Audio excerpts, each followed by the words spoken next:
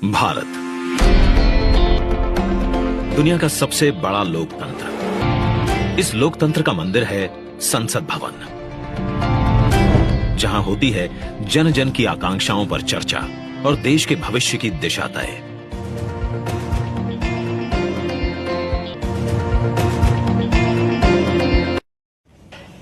माननीय मंथन प्रजापति 10 मिनट। शुक्रिया ma'am. Tax on waiting, tax on sleeping and tax on crime.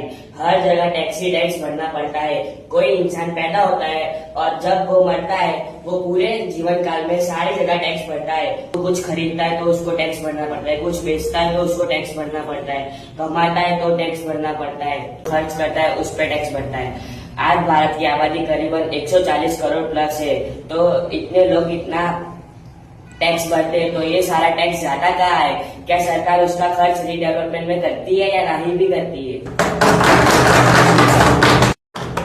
जैसा कि ओपोजिशन पार्टी ने पूछा कि हमारी सरकार ये टैक्स का पैसा कहाँ पे खर्च करती है, तो हमारी सरकार ये सारे टैक्स के पैसे जनता और देश के फायदे के लिए खर्च करती है, जिसमें हमारी सरकार ये पैसे रीडेवलपमेंट, हेल्थ, एजुकेशन, इंफ्रास्ट्रक्चर और किसान और गरीब की योजनाओं में खर्च करती है।